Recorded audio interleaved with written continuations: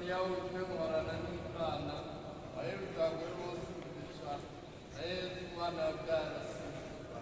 Maria mutagatifu mubyeyi w'Imana uradusabira abanyabyaha n'ubugingo tuzapfira. Amen. Uko jambo rigira umuntu abana natwe ndakuramutsa Maria uje muhorana n'Imana aheruka abagore bose umugisha na Yesu umwana wabyara asingizwa. Maria mutagatifu mubyeyi w'Imana uradusabira abanyabyaha n'ubugingo tuzapfira. Yewe mutagatifu w'Imana uradusabira. Dusabe Imana turasaba uzamushimira yawe yabyara Yesu Kristo umusara wawe cyane w'izuka wavuye n'amarayika y'Imana Yesu turasanga Yesu Kristo umwana wacu mwamikazi wacu tweho mutagatifu Pawulo izina ry'Imana Data na Mwana na Roho Mutagatifu.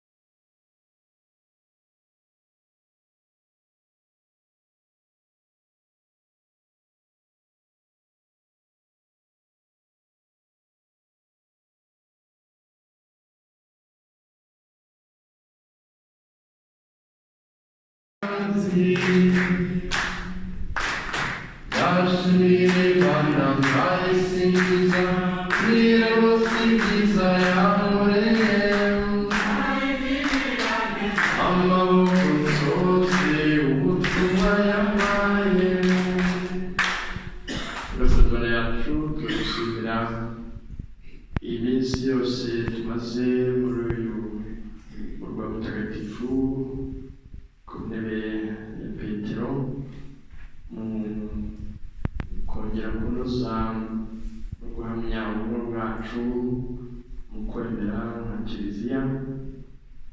Turagushimira amasengesho y'abakristo yaduherekeje muri ubu butumwa kugira ngo butungane.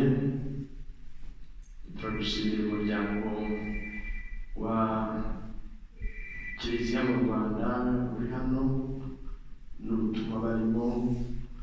Tugushimira umuhamagaro w'abariye Imana, abasaseredoti, urubyiruko n'ingo ziri hano. Ukomeze kubaha umugisha kandi no kubaherekeza mu butumwa bwabo.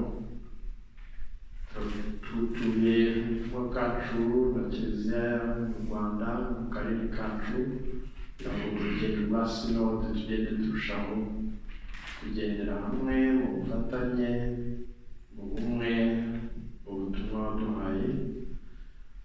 Turagusaba ngo duherekeze mu rugendo rwa yubile twatangiye, yubile muri Kiliziya ku isi 2025 ihuza na yubile yacu y'Evanjili igeze mu Rwanda imyaka 125 kugira ngo dukomeze kujya mbere gushinga ibirindiro mu kwemera kandi no kwerera imbuto nziza, n'uwo murage ukomeze kubato Kiliziya yacu mu Rwanda ikomeze kuba urumuri, kuba n'umunyu, aho bose barushaho kuryoherwa n'ubuzima, abashaririwe n'ababihiwe kugira ngo babone amahoro n'ibyishimo n'ubuzima busagambye twifuriza. Ubahe Imana Data na Mwana na Mutagatifu.